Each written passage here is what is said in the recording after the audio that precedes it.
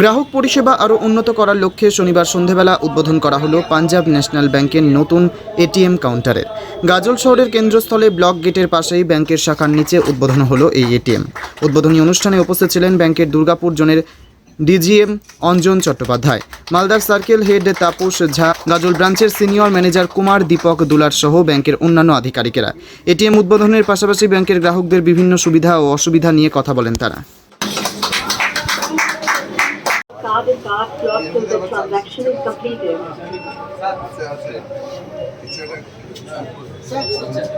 Enter the amount.